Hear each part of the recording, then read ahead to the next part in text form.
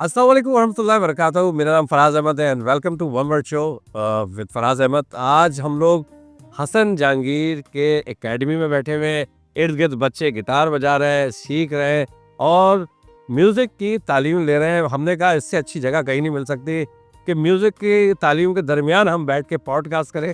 आज हमारे साथ अगर मैं कहूँ हवा हवा, तो वो गाना ऐसा है कि वो जनरेशन टू जनरेशन चल रहा है। लोग आज की जनरेशन भी उनको उतना ही प्यार करती है और इतना ही उनसे मोहब्बत करती है। इनका नाम माशाल्लाह से हर जगह पे लिया जाता है। हसन भाई अस्सलाम वालेकुम। वालेकुम अस्सलाम and welcome to Karachi Pakistan. इनके गानों की सबसे बड़ी अहमियत ये थी कि हर गाने में एक मैसेज, हर गाने में लोगों को एक पैगाम देना और उसके साथ साथ एंटरटेन करना। हसन भाई, आपको देख के इतनी खुशी हो रही है। एक ये नहीं कि आप माशाल्लाह से एक बहुत प्यारे आदमी है, आपकी फिटनेस का क्या राज है? माशाल्लाह अभी भी आप वही एज के लग रहे हैं बिल्कुल, जो हमने आज से कितने साल छोड़ के आए थे। हम लोग तो उधर रनिंग कर करके और भाग भाग के चीजें कर रहे होते। What is your secret of your health? ये तो बस ग्रेट कॉम्प्लीमेंट फॉर मी कि आपने ऐसी बात कर दी। वैसे अभी आजकल मैं फिट महसूस नहीं कर रहा हूँ क्योंकि ट्रेनिंग नहीं कर पा रहा हूँ। फिटनेस ट्रेनिंग मैं ज़रूर करता हूँ, अच्छा, लेकिन आजकल मैं नहीं कर पा रहा हूँ।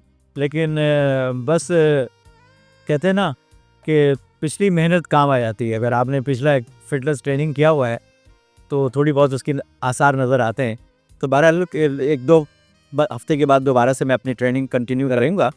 तो thanks, it's nice complement for me. आप मेरे ख्याल से ये फिटनेस से ज़्यादा इंसान के कुछ अमाल भी मुझे लगते हैं, क्योंकि जो लोग लोगों से प्यार करते हैं अल्लाह उनके लिए चेहरों पे रौनकें रखते हैं और आप मेरे you are one of them. मैंने देखा है हर दफ़ा मिलते हैं, आप हर किसी से मिलते हैं बड़े अच्छे अखलाक से और डाउन टू अर्थ। अभी मैं बिहाइंड द सीन आपको लोग दोस्तों ये बताऊं कि कितने बड़े लेजेंड आदमी है, कितने बड़े सिंगर है। और अभी उन्होंने एक बात करी, बात करते करते और आई वाज शॉक के वजह का, यार देखो जितने बड़े लोग होते हैं यही बात करते हैं। कहते हैं यार अभी भी मैं फराज स्टूडेंट हूँ, सीख रहा हूँ, किसी से भी सीखूंगा। ये सीखने की जो बात करी है आपने हसन भाई, पहले ये बताइए कि आज के दौर में भी you are always thinking about something new और सब चीज़ें, क्या आप बच्चों से भी सीखते हैं? यानी कि अपने जो अपने बच्चों के बच्चे हैं या किसी से भी सीखने के लिए आप यू आर ऑलवेज रेडी? बहुत आपने अच्छी बात की फराज साहब। बिकॉज देखिए, कोई भी इंसान कंप्लीट नहीं है और सीखने का अमल जिसमें जारी है वो समझ लें हयात है दुनिया में, और एक्टिव है और लाइव है। आज जिसके अंदर ये अमल ख़त्म हो गया, मतलब ही इज़ ब्लैक, वो समझिए ख़त्म हो गया है साहब। तो मैं एवरी डे समथिंग न्यू, आपसे भी, छोटे बच्चों से भी, सीनियर सिटीजन से भी, सबसे सीखने की कोशिश करता हूँ। अब कोई अच्छी बात नज़र आए, आपको पता भी नहीं चलेगा, लेकिन वो अपने अंदर मैं कोशिश करता हूँ कि फीड कर, और कभी वो चीज़ अमल में कभी कामयाबी मिले तो मैं उस आदमी का कोट करता हूँ, क्रेडिट देता हूँ कि उनकी वजह से ये चीज़ मेरे अंदर आई। अच्छा, इसका मतलब है कि आप उनको बाकायदा याद भी रखते हैं और उनको कोट भी करते हैं। बड़ी अच्छी। अच्छा, एक हम्बल शख्सियत की एक निशानी में से एक निशानी होती है कि इंसान अपने पुराने दोस्तों को भी और पुरानी चीज़ों को याद रखते हैं। Let's go for your career as well. असल में कब से आपने स्टार्ट किया था और व्हाट सॉन्ग यू रिमेंबर कि आपने पहली दफ़ा कौन सा गाना गाया था? मैंने 1982 में मेरा पहली दफ़ा ऑडियो रिकॉर्ड हुआ, और वो गाना था was a very popular song that time. मेरे लिए तू बनी, तेरे लिए मैं बना, मेरे लिए तू आ जाने मन दिल में, आ जाने मन। और उस टाइम हमारे सुपरस्टार थे क्रिकेट की दुनिया के, बेताज बादशाह, और वो उस वक्त टीम से उनको निकाल दिया गया था, और वो उनका नाम है इमरान खान। वो तो 1982 में उनकी फ्रैक्चर हो गया था। वो क्रिकेट के बड़े फास्ट बॉलर, बड़ा नाम था उनका, तो उस वक्त उनको निकाल दिया टीम से। तो मैंने कहा इतने बड़े स्टार को, क्रिकेटर नेशनल हीरो है हमारा, उसको ट्रिब्यूट के तौर पे मैंने गाना गाया। चिते की लपक है, बिजली की चमक है, स्मैश ऐसे मारे जैसे गोली चल जाए। Imran Khan is a Superman, Superman, he is a Superman. ये मेरे गाने दोनों हिट हो गए, और देखते ही देखते Imran Khan world cup level का काचा ये लिया। फिर बाद में ये वो पॉलिटिक्स में आ गए। बस ये मेरा काम था, जब तक वो पाकिस्तान के नेशनल हीरो थे, मेरा काम था कि उनको स्टैंड करना, पावर देना, बैकअप करना, वो मैंने किया। तो इसका मतलब है कि आपको शुरू से आइडियाज पिक करना आता था। माशा आपकी यंग एज में आपने कहा यार ये आइडिया है, इसके ऊपर गाना किया। मैंने खुद लिखा, ट्यून मैंने खुद बनाई, लिरिक्स मेरे हैं।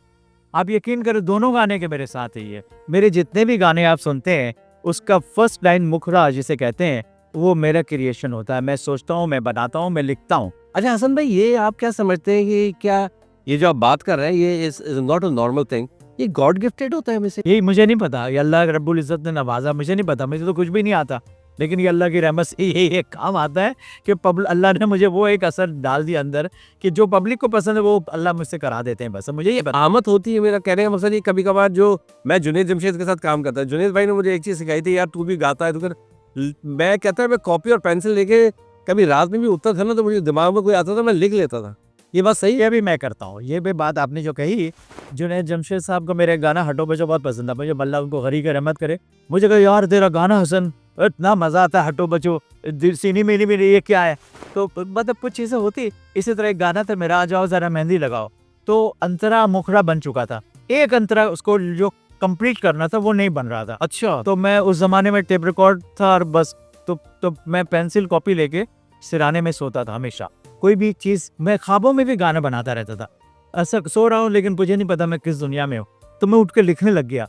और वो गाना था, उसकी लाइन थी, लड़कियाँ अपनी जब अपने फ्रेंड्स से जा रही होती हैं शादी करके, पिया के घर जब तू जाएगी गोरी, ख्वाबों की दुनिया बस जाएगी तेरी, याद हमें भी करना परियों की रानी, जरा मेहंदी लगाओ, आ जाओ जरा मेहंदी लगाओ। वाह वाह वाह वाह, तो भाई क्या दौर याद करा दिया आपने, ये बड़ा मशहूर है, ये बड़ी मेहंदियों में गाना ये चला है। हाँ मतलब ये मेहंदी कंप्लीट नहीं होता ना। मेहंदी का मेरे ख्याल से उसके बाद जुनेद भाई ने भी मेहंदी के ऊपर गाना किया था। जी हसन भाई, जब यहाँ पे आप हिट हो गए, सारी चीजें हो गई, you went for India. India ने आपको वो इज्जत दी कि आज तक मेरे ख्याल से बहुत ही कम और शादो नादिर, नुसरत फतेह अली खान जैसे बड़े नाम हो गए और आप हो गए और जुनून हो गया, इन जैसे लोगों के अलावा वहाँ पे इतना नाम नहीं बना। इंडिया का जरूर सा बताइए सर। इंडिया की स्टोरी तो बहुत लंबी है, अच्छा, लेकिन मैं आपको इसे शॉर्ट थोड़ा सा आपको बता देता हूँ। इंडिया में जब एक बहुत बड़े कंपोज़र, प्रमोटर, ऑर्गेनाइज़र आए पाकिस्तान, तो उन्होंने मुझे कहा कि मेरा कॉन्सर्ट हो रहा था, वो मेरा कॉन्सर्ट हो रहा था पीसी के अंदर, तो उन्होंने अप्रोच किया, उन्होंने कहा कि हसन भाई आपसे एक प्रमोटर हैं, वो आपसे मिलना चाहते हैं। तो मैंने कहा ठीक है ज़रूर ले आइए, तो मेरे शो में वो मिलने के लिए आ गए। तो मिले, तो उनके बाद उन्होंने मेरा परफॉर्मेंस देखा, लाइव शो था। उसके बाद उन्होंने कहा यार हसन जी आपसे मुझे मीटिंग करना है, तो मैंने कहा अभी तो मैं शो में हूँ, बिज़ी हूँ, फिर आप किसी दिन मुझे कॉल कीजिए, नंबर है। तो फिर उन्होंने कॉल किया मुझे कि आए मुझसे रब्ता करें, वो मैं मिला उनसे, तो उन्होंने कहा कि आपको पता है कि आपके गाने इंडिया में कितना पॉपुलर हैं? तो मैंने कहा पाकिस्तान में जितना पॉपुलर है इतना ही पॉपुलर वहाँ होंगे। करने का आपको अंदाज़ा नहीं कितना एल्बम आपका बिका होगा। तो मैंने कहा यहाँ तो 15-20 लाख उस वक्त तक बिक चुके थे, थोड़ी अरसा हुआ था मेरा गाना एल्बम आए हुए। तो उन्होंने कहा अच्छा, उनका नाम था उमर जोसेफ, अच्छा, और वो पीसी में उन्होंने स्वीट दिया हुआ था मुझे मिलने के लिए, उन्होंने इनवाइट किया डिनर पे।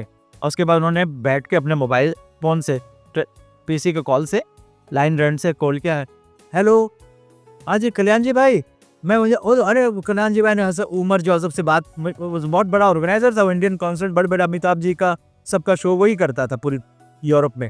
तो उसने कहा जी मैं उमर जोसेफ बोल रहा हूँ और इस वक्त मेरे पास हसन जहांगीर जी बैठे हुए हैं, आप ये ज़रा बताइए कि हवा कितना बिका है इंडिया में। तो उन्होंने कहा कि अरे भाई यहाँ तो जो भिखारी भी है ना ठेले भर भर के लाता है हसन जहांगीर की कैसेट और वो बेचता है हवा। आपको कोई आइडिया नहीं था कुछ नहीं कि आप इस टाइम इंडिया के अंदर इतने शदीद किस्म के हिट हो गए? हाँ मुझे नहीं पता इसका, बिल्कुल आपको नहीं पता? ये तो बड़े बड़े ऑर्गेनाइजर कल्याण जी, म्यूजिक डायरेक्टर भपी लहरी, अन्नू मलिक ये बता रहे हैं, उनकी बातें आ रही है मेरे पास। उतने में मुझे अचानक मुन्नी बेगम मिली, अरे हसन अरे कहाँ है रे तू, अरे तेरा गाना तो इंडिया में जा, अरे इतना बिकता है तेरा गाना, जिधर जाओ भाई हर तरफ तेरा ही गाना बजता है रे। मैंने कहा अरे बाजी क्या हो गया? कल ले तेरे गाना इतना मशहूर हो गया है। मैं कहा कि तो मतलब उन्होंने कहा भाई वो एक बहुत बड़े डायरेक्टर है, प्रोड्यूसर कल है सावन कुमार, तो तू बस उसको फ़ोन करके चला जा उसके पास, वो दीवाना तेरा। अरे इतने में मैंने इनसे बात कर ली कि मैं इंडिया में शो करूँगा। उन्होंने कहा भाई आप कितने पैसे लेंगे? तो मुझे क्या, मैं तो ज़ाहिर हूँ वहाँ पे 30-40-50 हज़ार में गा रहा था। तो मैं तो बड़े जो मुझसे सीनियर सिंगर थे उनसे मैंने मशवरा किया, तो उन्होंने अपने तौर पे तो तीर मार दे, उन्होंने कहा भाई 60,000 ले लो, 70,000 ले लो, एक मिसाल। अच्छा तो मैंने कहा मैंने ऐसे प्रमोटर के सामने जब मैं गया तो मैंने कहा मैं 1.5 लाख रुपए लूँगा। उसने कहा नो प्रॉब्लम डन। अब फिर मैंने कहा ये क्या हो गया? तो 1.5 लाख परसों मुझे उस वक्त मैंने सोचिए उस टाइम अमिताभ बच्चन एक शो के 2-3 लाख रुपए लेते थे, इस ध्यान में रखिएगा। श्योर। तो उसने मुझे बोला तो 1.5 लाख में डन। इतने में दुबई से बड़े अरब सब आ गए मेरे पास। कैसे जहांगीर आपको इंडिया में शो करना है, आपके बड़े बड़े बिलबोर्ड लगेंगे बड़े बड़े, और ये लगा होगा इधर आपके और स्टेडियम में आपका शो होगा, और माधुरी दीक्षित और ये वो सब आपको रिसीव करेंगे यार। ये मैंने कहा भाई मैं तो कॉन्ट्रैक्ट किसी से कर चुका हूँ, अब मैं तो आपसे नहीं कर सकता। उन्होंने भाई आप उनसे बात करें। फिर उनसे मैंने पूछा भाई, उन्होंने कहा मैं आप जो पैसे बोलेंगे वो हम देंगे आपको। तो मैंने उस प्रमोटर को फ़ोन किया, मैंने कहा भाई आपके फंक्शन का तो मैं करने को तैयार हूँ, लेकिन ऐसे मेरे पास बात चल रही है और दुबई के लोग अरब हैं सारे, वो कहते हैं भाई जितना पैसा बोलेंगे आपको दूंगा और आपका शो हमें करना है इंडिया में। तो मैंने कहा एक कॉन्ट्रैक्ट आपसे मैं ये कर सकता हूँ कि आपका एक शो मैं कॉम्प्लीमेंट्री कर दूंगा। अरे वाह, आप मुझे रिलीफ कर दीजिए। तो उन्होंने मुझे रिलीज कर दिया कि भाई आप कोई शो कर सकते हैं। मैंने कहा एक कॉन्सर्ट आपका मेरा ड्यू है, बाकी तो फिर मैंने उनसे हैंडसम अमाउंट में मेरी डील बन गई इंडिया पर। अरब प्रमोटर्स अरबी होते हैं। अच्छा ठीक है, अब आपको पहले ये पता है कि जी आपकी हिट हो गई, सारी चीज़ें हो गई, आपके प्रमोटर से बात हुई, पहले तो वो इंडिया जा रहे थे। हाँ, और जाने में इतने प्रॉब्लम कि मुझे जिया साहब की दौर था, जिया उल हक साहब का हुकूमत था, तो मुझे आर्मी की परमिशन के बगैर, आपको पता है आप जा नहीं सकते कहीं भी। तो मैंने उस वक्त सरफराज अहमद कल्चर के मिनिस्टर थे, तो उनसे मैंने जाके परमिशन ली, no objection certificate, because Pakistan India के रिलेशन अच्छे नहीं थे, तो मैंने परमिशन लिया, नो ऑब्जेक्शन सर्टिफिकेट इशू हुआ, इंडिया का वीज़ा लग गया, मुझे सब कुछ हो गया। तो जब मैं जाने लगा इंडिया, तो जब मैं एयरपोर्ट में पहुंचा तो कोई आदमी उस वक्त मैं तो मोबाइल का ज़माना नहीं था, एयरपोर्ट के जितने भी कमिश्नर कलेक्टर एसी और सब मेरे पीछे तस्वीरें, खाली तस्वीरें बन रही, कोई सीट पे अपनी ड्यूटी पे, कोई पूरे कस्टम में कोई अपने ऑफिस में बैठा हुआ नहीं था, पूरा मजमा जुम्मे गफीर और माधुरी और सोनू वालिया, अब नदीम शेरवान, ये सब पूरे लाइन लगी हुई थे, मुझे लेने के लिए आए हुए थे सारे। तो मुझे होटल एयरपोर्ट से सी रॉक पूरा बुक था मेरे लिए, होटल सी रॉक फिल्मों में आपने बड़ा देखा होगा। जी। तो मुझे वहाँ ले जाने के एक जुम्मे गफीर मजमा में मुझे ले जाया गया, बड़ा ट्रैफिक जैम, मैं बता नहीं सकता आपको वो फीलिंग, वो कैफियत कि मुझे नहीं लग रहा था कि मैं किस दुनिया में, मुझे यकीन नहीं आ रहा। यानी कि आपको ये ऐसा लग रहा था कि यार ये असल में मेरे म्यूजिक के कर्जदार है। मुझे पता चला स्टारडम क्या होता है, स्टारडम होता है, पता चला कि इंडिया में म्यूजिक तो कितना प्यार करते हैं, म्यूजिक लवर कैसे हैं, म्यूजिक के चाहने वाले कैसे हैं, म्यूजिक को पूछते हैं, म्यूजिक के स्टार को वो समझ ले चूमते हैं, सजदा करते हैं। इससे बड़ी बात मैं आपको बता नहीं सकता। और ये तो मेरे सिर्फ एयरपोर्ट से उधर तक का है। अच्छा सब में हमने ये सुना है कि ये कहा था कि आपको एक दफ़ा एक कॉन्सर्ट में हेलीपैड के जरिए उतारा गया था, हेलीकॉप्टर के जरिए उतारा गया था, सही बात है ये बहुत जगह हुआ मेरे साथ। तो इंडिया में वाकई आर्ट एंड कल्चर की बहुत पजेराई होती है। उस टाइम पे आपने आसमान पे देख के हसन भाई क्या बोलते थे, क्या दुआ करते थे? हम बोलते होंगे यार अल्लाह। आसमान पे क्या देखूं, जब मैं 4th फ्लोर से नीचे देखता था, तो जब मैं देखता था कोई भी बारात शादी जा रहा है, तो उसमें पता पापा पापा पापा पापा पापा आ जाना, हवा हवा यही बज रहा है। जिसने भी शादी ब्याह के जो लोग जा रहे हैं, वो तो आप सोचा 11th फ्लोर में बड़े बड़े बैंड बजा रहे हैं ना, वो मेरे ही गाने बज रहे हैं जिधर देखो। मतलब मुझे 2 मर्सिडीज शोफर के साथ मुझे स्पॉन्सर किया हुआ था कि मैं हर वक्त मर्सिडीज में, तो मेरी गाड़ी इतनी पॉपुलर हो गई थी, जिस रेड सिग्नल पे मेरी गाड़ी रुकती थी, अरे हसन जामगीर आइला हसन जामगीर, और जिस गाड़ी से हर तरफ मेरे गाने की आवाज़, इधर से आ जाना दिले दीवाना, इधर मेघा जैसे रोहित साथी आ जाओ जरा मेरे शावा में नखरा गोरी था, हवा हवा किस नाम से, मतलब जिस गाड़ी में मैं रुकता था जब इस सिग्नल पे, हर तरफ से मेरे ही गाने के। अल्लाह का कैसा शुक्र अदा करते थे उस टाइम में आपको? हर लम्हा हर वक्त, क्योंकि ये अल्लाह की मर्जी के बगैर कुछ हो नहीं सकता। अब मेरी कोई हैसियत ही नहीं है, मैं किसी काबिल नहीं, ये तो सब अल्लाह के रब्बुल इज़्ज़त की वजह से मुझे ये मकाम मिला, और मेरी माँ बहन दोस्तों की दुआओं की वजह से। मेरी कोई हैसियत नहीं, मैं कोई करिश्मा नहीं कर सकता, कुछ भी नहीं कर सकता, ये तो अल्लाह की रहमत हो गई। पता नहीं कौन सी अदा, मेरी माँ बाप की दुआएं, किसकी दुआएं कि मुझे नहीं पता, अल्लाह ने बस मेरे हाथ पकड़ लिया, नवाजी, हमेशा ऐसे ही पकड़े रहे। और हसन भाई एक और कहा जाए कि इतिहास वाली बात है कि माइकल जैक्सन के साथ भी आपका इंटरेक्ट हुआ था, और माइकल जैक्सन ने आपकी कोई चीज़ पढ़ने के बाद कहा था कि this guy I like his music, ये कोई ऐसी कोई बात हुई थी? ये मेरे लिए मौजज़ा था, क्योंकि मैं one of the best follower of Michael Jackson, biggest fan, because मैं माइकल जैक्सन की एक एक चीज़ से मैंने सीखा, इंस्पिरेशन ली। बहुत डायनेमिक पर्सन, ऐसा स्टार अभी तक नहीं आया। तो मुझे तो एक हैरानगी और सरप्राइज़ हुई कि माइकल जैक्सन साहब से मिलना है, तो मज़ेज़ा हो गया। उनके भाई से मेरी मुलाकात हुई, रैंडी जैक्सन, वो अब उनका मैनेजर। तो मेरे भाई, फैमिली भी रहती है एलए में, तो उनसे इनकी कोऑर्डिनेशन हुआ। तो वहाँ तक मेरी सदा पहुँच गई कि भई हसन जहांगीर का गाना ये है, सुने। तो उन्होंने जब सुना तो उन्होंने मेरे भाई को बताया, I like this music but I don't understand but it's something magic. तो फिर उसको पता चला मेरे बारे में कि पाकिस्तान सब कॉन्टिनेंट का इतना बड़ा स्टार है, नाम है, शोहरत है। तो फिर उन्होंने वर्ल्ड टूर करना था माइकल जैक्सन ने। तो यू आर सेइंग कि वर्ल्ड टूर माइकल जैक्सन ने उसमें हम भी अरेंज किया था and you are part of that. Asia से हम लोग शामिल थे, लेकिन बैड लक उसी दौरान उनकी डेथ हो गई, नहीं हो सका। ये बेसिकली उस दौर की बात है क्योंकि लंदन के अंदर उन्होंने शो करना था जो हार्ट अटैक बिल्कुल बिल्कुल। वो हपल तो लंदन में थी, वो वर्ल्ड टूर के अंदर कर रहे थे। बिल्कुल नाज़रीन देखिए कितनी कितनी इज्जत की बात के वर्ल्ड टूर में पाकिस्तान को रिप्रेजेंट हसन जहांगीर कर रहे थे एशिया के अंदर। This is amazing, amazing. ये एक मौजज़ा से कम नहीं है, मैं समझता हूँ। और दूसरी बात ये कि फिर अल्लाह रब्बुल इज़्ज़त ने मुझे, मैं समझता हूँ कि मुझे बहुत कम आर्टिस्ट होंगे दुनिया में जो रॉयल गेस्ट रहे हैं। रॉयल गेस्ट होता है और एक स्टेट गेस्ट होता है। ये देखिए कैसी बात आपको बताने जा रहा हूँ। रॉयल गेस्ट वो होता है जो महाराजा बादशाहों का जो गेस्ट होता है, जैसे mother of Scindia, Maharaja of Gwalior का मैं रॉयल गेस्ट था। इसी तरह गल्फ़ के दुबई, बहरीन के इधर के जो बादशाह लोग, उनके मैं रॉयल गेस्ट था। इसी तरह स्टेट गेस्ट बांग्लादेश के एचएम इरशाद शेख हसी, उन्होंने मुझे बुलाया, मैं स्टेट गेस्ट था। फिर उसके बाद शेख हसीना अभी जो थी शेख हसीना वाजिद, इनका मैं स्टेट गेस्ट था। फिर उसके बाद राजीव गांधी साहब का इंडिया, उनका मैं स्टेट गेस्ट था। फिर साउथ अफ्रीका के प्रेसिडेंट का मैं स्टेट गेस्ट था। फिर चाइना में मुशर्रफ साहब के साथ 3 दफ़ा गया हूँ, तो मैं स्टेट गेस्ट था चाइना में। ग्रेट वॉल ऑफ चाइना से मेरे लाइव इंटरव्यू टेलीकास्ट हुए।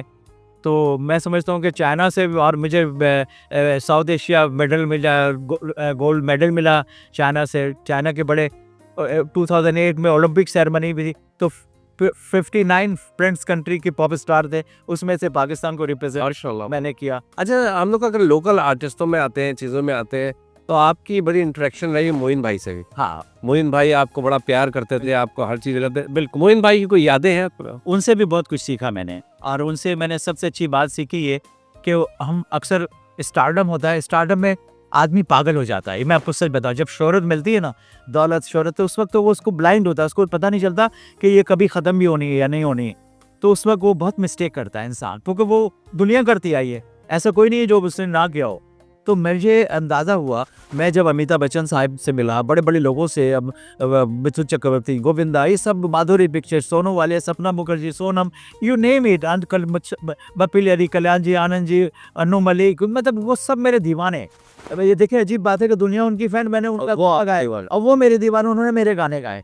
तो मुझे अंदाज़ा हुआ, एक मंत्री जी मुझसे मिलने के लिए जगह आए, तो मैं लेट हो गया थोड़ा। तो ज़ाहिर है बॉम्बे की ट्रैफिक बहुत होती है, तो गाड़ी में आना टाइम लग जाता है। तो मैं भागा भागा ऊपर चढ़ा, मैंने कहा यार मंत्री जी वेट कर रहे होंगे। तो मैं समझा कि पेंट हाउस पे उनके पजामा और कुर्ता पहना हुआ खद्दर का, और चप्पल स्पंज की पहना हुआ, और ऐसे हाथ बांध के वो प्लांट्स को देख रहा है। तो मैंने समझा कि ये वो ना वो माली है, तो मैं इससे पूछूंगा साहब किधर बैठे में। तो जब मैं गया तो मेरे दिल में आया पूछो, मैंने कहा नहीं यार पूछना नहीं, सीधा चले जाओ उसके ऑफिस में। मैं सीधा गया तो कह रहे वो आप हसन जी थोड़ा लेट हो गए, मंत्री जी तो आए हुए। मैंने कहा कहाँ है? तो उसने अपने वेटर उसको भेजा कि जाओ मंत्री जी को बुलाओ। तो देखा मैं जिसको वेटर वो समझ रहा था माली, वही मंत्री आया। अरे मैंने कहा यार इतना बुरा आदमी, शुक्र है मैंने ऐसी कोई बात नहीं कर दी। उस दिन से मुझे पता चला कि स्टारडम क्या चीज़ है, उसको कैसे बांध के रखना है, ज़मीन के अंदर गाड़ना है, और अपने आप को एक नॉर्मल पर्सनैलिटी लेके चलना है। वो दिन है और आज का दिन है। जो आप जो हसन जहांगीर को देखते हैं, जो पॉपुलर हसन जहांगीर, शोहरत वाला इंटरनेशनल स्टार, उसको मैंने दफन कर दिया ज़मीन में। मैं एक नॉर्मल स्टार हूँ, नॉर्मल आर्टिस्ट हूँ, और मैं बस। आपने असल में ये सीख लिया कि टॉप पे जाना बड़ी बात नहीं है, टॉप पे रहना मुश्किल बात, बहुत मुश्किल। वो सीख लिया आपने कि टॉप पे रहने के लिए आपको डाउन टू अर्थ होना। बिल्कुल, इसलिए मैंने ये म्यूजिक एकेडमी बनाई है। आजकल जो ऑटो ट्यूनर आ गए, चीज़ें आ गई है, ये एआई की चीज़ें आ गई, इन्होंने इनको लेजी कर दिया। क्योंकि पहले के दौर के अंदर मेहनत बहुत होती थी। आपको इवन कि अभी आपके यहाँ पे गिटार सीख रहे हैं, सब चीज़ें सीख रहे हैं, मैंने भी खुद गिटार सीखा है। हम पूरी रात बैठे बैठे एक कॉर्ड के ऊपर, हम एक ही कॉर्ड के ऊपर पूरी रात गुजार देते थे। यहाँ पे तो कहते थे हम लोग फौरन आते हैं भाई 5-6 गिटार के कॉर्ड सीख लें एक ही ड्रैप में। देखिए आज की जनरेशन माशाल्लाह से ये जो जनरेशन है ना, मम्मी पापा बर्गर जनरेशन है और बहुत टैलेंटेड है। इस जनरेशन में सबसे अच्छी बात यह है कि बहुत काबिल है। हम इतने काबिल नहीं थे जितने आज की जनरेशन है, और बहुत टैलेंटेड है, और इसलिए इनको ये फैसिलिटी, ये अपना नसीब अच्छा लेकर आए। हमारे साथ हमारी नसीब ही अच्छा नहीं तो हम क्या करते उस वक्त। तो इनको देखे, इतने हाई फाई टीचर है इनके पास, जो एक एक टीचर एक एक बच्चों को पर्सनली जाके बता रहे हैं। अगर हम बात करें आपकी एकेडमी की, अगर आपकी अपनी एकेडमी में जो टीचर्स हैं पढ़ाने वाले, वो कितने क्वालिफाइड हैं और किस तरीके से आपकी एकेडमी चलती कैसे है, जरा उसके बारे में बताएं। मैं बताता हूँ कि बहुत हाई फाई टीचर्स हैं, और समझ लें कि ये स्टूडेंट खुश नसीब हैं और हम खुश नसीब है कि हमें ये ज़राए मिले, ये कांटेक्ट मिला कि इस तरह के लोग यहाँ ट्रेनिंग दे रहे हैं, सिखा रहे हैं। वरना तो आप यकीन करें कि ऐसे भी लोग हैं कि सिर्फ बेचारे मजबूरी में वो यूट्यूब ही देख के सीख रहे हैं, या फिर किसी से रट्टा लगा रहे हैं, बेवकूफ़ बना रहा है। अच्छा, आप ये समझते हैं कि YouTube पे भी बंदा सीख तो लेता है पर एटमॉस्फेयर का बहुत बड़ा करेक्ट उस सिस्टम नहीं पता। जब आप आते हैं तो एटमॉस्फेयर होता है, अगला बंदा भी सीख रहा है, टीचर आपको बता रहा है, इससे बड़ा फर्क पड़ता है। यूट्यूब में फ़र्क क्या है कि ABCD का नहीं पता। यहाँ पे जो टीचर हैं वो A से B C Z तक लेके जाते हैं, बताते हैं, प्रॉपर सिस्टम में लेके जाते हैं। चाहत फ़तेह अली खान को इत्तेफाक है कि हमारे मोहल्ले में रहते थे और उनको भी लॉन्च मैंने किया, इंटरनेट पे डालने वाला मैं हूँ। अच्छा, क्या बात है। क्योंकि वो उनका भी एक वाक़या बताऊँ मैं, कि वो गाने के बहुत शौकीन थे और वो तब एक कव्वाल के पीछे बैठते थे और तालियां बजाते थे। कव्वाल उनके यहाँ वॉल्यूम बंद कर देता था। तो एक दफ़ा वो रो रहे थे और मुझसे कहीं मुलाकात हो गई उनसे, तो कहने लगे, यार फराज भाई देखो मैं कितनी मेहनत करता हूँ, मुझे चीज़ें ये लोग का आगे बढ़ने नहीं देते और मेरा मजाक उड़ाते हैं, चीज़ें करते हैं। तो मैंने उनको कहा था कि यार आप एक काम कीजिए, उनका नाम है काशिफ राना बेसिकली, तो चाहत बाग में मरे थे वो। तो मैंने कहा एक काम कीजिए आप, मैं आपको फेसबुक लाइव करने का तरीका बताता हूँ, आप उस पर बैठे। मैंने कहा वो है यूट्यूब है, इस पर बैठ के अपने गानों को जो आप सुनाना चाहते हैं लोगों को सुनाइए। अल्लाह ताला आपको इज्जत देने वाला, अल्लाह आपको इज्जत देना चाहे तो 10 भी दे रहे। अब मुझे 1% भी ये नहीं पता था, उन्होंने 6 महीने तक कंटिन्यू करते रहे और मुझे फ़ोन करते थे, यार आज भी 2 बंदे ने नहीं देखा, आज 3 बंदों से देखा है। वो 3 बंदे 4 बंदे, पर उस बंदे का हसन भाई ओवरऑल इतना ज़बरदस्त अल्लाह ने इज्जत दी उसको। बट अभी भी वो जो है ना, अगर कोई उसको बुरा भला कहता है तो कहता है यार छोड़ दो यार, अल्लाह मियाँ देख रहे हैं। मैं तो दिल बड़ा साफ होना बहुत ज़रूरी है। क्या कहते हैं अब जो मशहूर होने में अल्लाह की तरफ से दिल साफ होना कितना ज़रूरी। देखिए, मैं तो चाहत फ़तेह अली साहब को बहुत पसंद करता हूँ, क्योंकि ये जो टाइम है ना, ये टाइम है सब चलता है। क्या है? अच्छा, और इस टाइम में सबसे कमाल की बात ये है कि लोगों के पास एंटरटेनमेंट नहीं है, हंसने का मौके नहीं मिल रहे, खुश होने के मौके नहीं है। तो जो भी चीज़ से आपको खुशी नसीब होता हो, तो वो समझता हूँ मैं कि वो एंटरटेनमेंट है, वो हिट है।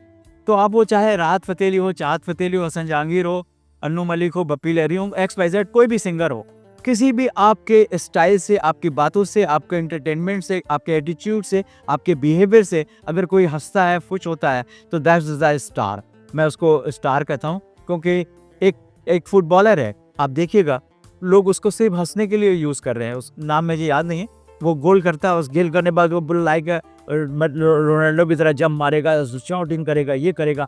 ये सारी चीज़ें आपको खुशी दे रही है, इट्स मीन वो जादूगर है। अगर आप खुश नहीं हो रहे हैं और वो कर रहा है तो फिर तो डेंजर है।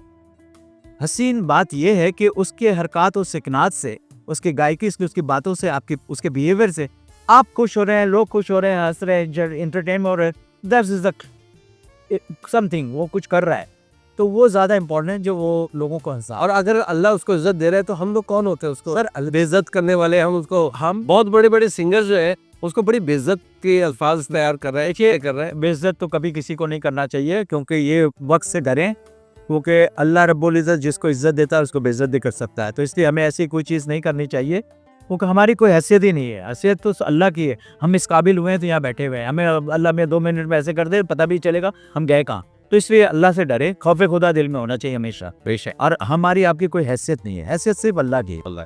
अच्छा हसन भाई, आपके दौर में आपका जो साथ साथ सिंगर्स होते थे तो वो भी बड़ा एक अलग माहौल होता होगा। जैसे आपका हलवा वा फिट हिट हुआ, आपने जब वापस इंडिया से आए थे तो आपका क्या छक्का लगा था, क्या माहौल था, वो जरा बताइए। देखिए, अपने से अच्छी जगह जो भी कोई जाता है उसको सीखना चाहिए। मैं सीख कर आया, अच्छा बहुत कुछ सीखा मैंने आपको बताया, हर जगह सीखता हूँ मैं। जी। पहली लेसन ये मुझे मिला कि पाकिस्तान में कोई ना मैनेजर होता था, ना कोई PR होता था, कभी किसी का ना पता होता था, किसी को सिस्टम क्या है, सिस्टम ही नहीं था। अंधा का राज साहब, ठीक है।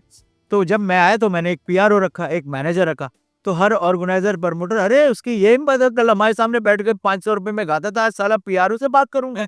बगा लोगों ने मुझे हेट करना शुरू कर, क्यों मेरे खिलाफ लॉबी बन गई, फिर इसको बुक नहीं करेगी। कोई भी प्रमोटर फोन करता है, वो तो पाकिस्तान में हिसाब है, तो दुबई में उनका तो दिमाग खराब हो गया कि ये मतलब उन्होंने इंतकाम निकाला उससे। लेकिन कोई बात नहीं, मैंने उस कुर्बानी का बल्ली का बकरा मैं बना। लेकिन आज हमारे जो सिंगर्स हैं वो एक पीआरओ और मैनेजर, ऑर्गेनाइजर, प्रमोटर को लेके चलते हैं। तो आज उनकी वो पजीराई मेरी कुर्बानी से आज एक सिस्टम इंट्रोड्यूस हो गया पाकिस्तान में, जो मैंने फॉलो किया, इंडिया से सीखा मैंने।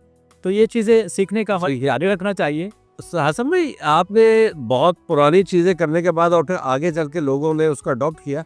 इसी तरीके से आपने एक बहुत पुराना मैसेज दिया था जो अब जाके लोग वो अमल कर रहे हैं, और वो ऐसा शादी ना करना है यार। उस दौर में आपने कहा था लोगों को शादी ना करना है यार, पछताओगे सारी लाइफ। अब वही लोग तय कर रहे हैं, वो क्या सीन? आप देखिए, मुझे पता था कि दुनिया में पॉपुलेशन आउट ऑफ कंट्रोल है, बढ़े जा रहा है। आपको पता, दिन ब दिन इतने पॉपुलेशन कंट्रोल से बाहर हो गया कि रोटी एक होगी, खाने वाले 50 होंगे। बल्कि ये तो मैं कम बोल रहा हूँ, 2,000 होंगे ही। तो अब जब अब बच्चे शादी कंट्रोल नहीं करते, तो उस वक्त कंपेन चल रहा था, कम बच्चे खुशहाल घराना, फला जी। तो मैंने कहा मैं कोई किसी मार्केटिंग पब्लिसिटी का वो नहीं बनूं, लेकिन अपने म्यूजिक से कोई ऐसा मैसेज दूं जो लोग हंसते हुए एंटरटेनमेंट के साथ उसको एक्सेप्ट भी करें। वो मैंने काम किया, शादी ना करना है और पैसा। आज देखें आप, लोग लिविंग पार्टनरशिप में पूरी दुनिया में लोग रहते हैं, शादी वादी का कॉन्सेप्ट खत्म होता जा रहा है। और जो समझदार है शादी करते हैं तो वो बच्चे से कम बच्चा पैदा करते हैं, क्योंकि बच्चों को तालीम देना, पढ़ाना, उनके अखराजात। मैंने सुना था आपके खिलाफ बड़ी कंपेन भी हुई थी, केस हो गया था, कोर्ट केस भी हुआ था तो कि आपने शादी के लिए मना करा है। ये सही उम्र खबर है? सर सारे ड्रामे होते हैं।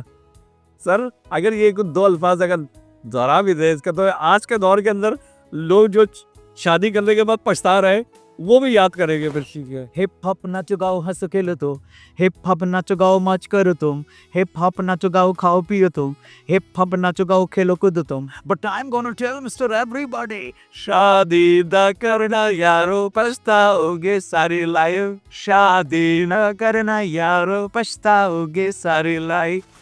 वाह वाह वाह। क्या उस ये नहीं, आप यकीन करेंगे आपके गाने शादीशुदा लोग ज्यादा सुनते हैं। हाँ, बहुत मुझे कहते थे यार तुमने 40 साल 50 साल के बुढ़े मुझे कहते यार तुमने अगर 40 साल पहले गा दिया होता तो मैं बच जाता। और आप सोचे, रैप म्यूजिक को उस वक्त मैंने सेमी रैप करके इंट्रोड्यूस कराया। आज पूरा पाकिस्तान, पूरी दुनिया में रैप है, ये सब कर रहे हैं। हाँ। अभी भी आपके पास माशाल्लाह से आइडियाज की भरमार है। मैंने ये सुना है कि आपने कोई मोबाइल के ऊपर भी नया गाना अभी लॉन्च किया है, जो कि आज के दौर में हम सब लोग करते हैं। वो क्या है? हाँ, लॉन्च होने वाला है, किया नहीं अभी क्योंकि उसकी वीडियो प्रोसेस में चल रहा है। तो वो, लेकिन कॉन्सेप्ट है, आइडिया नई चीज़ है, नई बात की है। अभी कॉपीराइट रजिस्ट्रेशन करा लिया, सब कुछ कराया, क्योंकि चीटिंग होती बात पूरी दुनिया में। सुबह सुबह खुल गई मेरी आंख, दिल ने बोला सबसे पहले मोबाइल में झांक, मोबाइल में झांक बेटा, मोबाइल में झांक। पहली पोस्ट देखी, I feel very sad because Mogambo is dead. वाह वाह। अच्छा, ये चीजें जो है ना वो लोग बहुत पसंद करते हैं, स्पेशली इंडिया में, और उन लोगों के अंदर के एक एनर्जी बहुत ज्यादा होती है। कोई कॉन्सर्ट ऐसा हुआ है कि जिसके अंदर आप कहते हैं यार ऐसा कॉन्सर्ट, कभी पाकिस्तान की बात कर रहा हूँ या उसके अंदर, अभी आपका रिसेंटली आप बाहर भी अब्रॉड भी गए सुनने के लिए, वहाँ भी करने गए थे, यहाँ पे कोई ऐसा कॉन्सर्ट जो आपका ऐसा फैन मिला हो, आप बोलते हैं यार ये कौन फैन मिल गया यार, कोई फैन की कोई जरा सा किस पर? अरे सर, बहुत ऐसी बड़ी बड़ी स्टोरियां हैं। अभी तो दुनिया बदलती जा रही है। बाज़ लोग ऐसे होते हैं, रात को 3 बजे फ़ोन आ रहा है, कभी सुबह आ रहा है, कोई रात में घर में आ जाते हैं। लोग कहते हैं कि जी मैं तो बड़ा फ़ैन हूँ, दूर से आया हूँ, मेरे मिले। कोई लोग खत लिख के दरवाजे पे डाल के चले जाते हैं। वैसे ये सारी चीज़ें चलती रहती। और मेरा एक बड़ा मशहूर लोगो था, my female fans call all night long, इस टाइप की चीज़ें थी। Times of India, India today, stardust में बड़ी कॉन्सेप्ट मशहूर था। अच्छा, इन दी एंड सर एक मैसेज कोई हमारे लोगों के लिए, यूके यूरोप में रहने वालों के लिए, और आपके जो ऑल राउंड द वर्ल्ड आपको जो प्यार करते हैं उनके लिए मैसेज। और उससे पहले एक सवाल ये कि हसन जहांगीर का हवा हवा रीलॉन्च इंडिया की नई फिल्म के अंदर भी हुआ था, उसका रिस्पॉन्स कैसा रहा, और कैसा आपको लगा कि आप कितनी जनरेशन्स को आपने प्यार दिया इस हवा हवा के जरिए? कैसा फील था जब आपसे कांटेक्ट किया कि जी हम आपका गाना वापस एक रीलॉन्च करने वाले हैं इंडियन मूवी के लिए आपसे जब बात हुई तो क्या क्या बात हुई थी? दुनिया मौसीकी में, दुनिया वर्ल्ड म्यूजिक में कभी कोई गाना किसी भी फिल्म में 1 से 2 बार, 2 से 3 बार, 3 से 4 बार, इससे ज़्यादा शायद आपने कभी ना सुना होगा ना देखा होगा। अगर दुनिया में कोई गाना है तो वाहिद वन एंड ओनली सॉन्ग हवा हवा हसन जहांगीर भाई। तो ये पूरी दुनिया के फिल्मों में आ रहा, आते जा रहा है, अभी नई फिल्म आने वाली है उसमें भी आ रहा है और रिमिक्स हुआ है, फला फला फला स्टूडियो, फला ये फला ब्रांड में, मतलब ये अनबीटेबल सॉन्ग अल्लाह रब्बुल इज़्ज़त की रहमत से बना हुआ है। और सारी दुनिया में जितनी ज़ुबानें बोली समझी जाती हैं, बाकी 17-18 मूवी तो इंडिया की हैं, उसमें भी आ चुका है। तो कुछ चीज़ें अल्लाह रब्बुल इज़्ज़त की रहमत हो जाती है तो वो अनब्रेकेबल हिस्ट्री बन जाती है। तो वो एक गाना मेरा भी है, मैं भी समझता हूँ कि इस काबिल मुझे ऊपर वालों ने बना दिया, अल्लाह की रहमत से हो गया। Sir but thank you very much, one more show with Faraz Ahmed के साथ आपको बात करने का। आखिर में कोई मैसेज देना चाहे अपने प्यार करने वालों को तो कैमरे की तरफ देख के सर। थैंक्स टू फराज भाई, आपकी मोहब्बत, आपका प्यार। मैं ये कहूँगा ज़िंदगी में प्यार करना कभी मत भूलिए, अपने छोटों से, बड़ों से, सीनियर जूनियर सबकी रिस्पेक्ट ज़रूर कीजिए, प्यार कीजिए। कहते हैं बाअदब बानसीब, बेअदब बदनसीब। तो आप मेरे YouTube channel Hasan Jahangir official को लाइक कीजिए, सब्सक्राइब कीजिए, follow me on Instagram Hasan Jahangir only, Facebook Hasan Jahangir, pop star Hasan Jahangir, इस सारी चीज़ों को लाइक सब्सक्राइब करें। और मेरा music academy Hasan Jahangir music academy HU9, आप इसको देखें, अपनी राय दें, आप इसको लाइक एंड सब्सक्राइब फॉलो कीजिए। और नए मेरे जो स्टूडेंट आ रहे हैं उनको अपना मैसेज दीजिए। और आप अगर इस कराची के अंदर करीब में, कराची में नॉर्थ के इलाके में है तो ज़रूर आइए, एडमिशन लीजिए और यहाँ से तालीम सीख के जाइए ताकि एक अच्छे स्टूडेंट बन के दुनिया में पाकिस्तान का नाम रोशन करें। क्योंकि पाकिस्तान है तो हम हैं, पाकिस्तान है तो हमारी आन है, पाकिस्तान है तो हमारी शान है, पाकिस्तान है तो हमारी जान है, पाकिस्तान हमारी पहचान है। पाकिस्तान जिंदाबाद। बहुत बहुत शुक्रिया आप लोगों का और उम्मीद करता हूँ जहाँ भी रहे अल्लाह ताला आपको खुश रखे।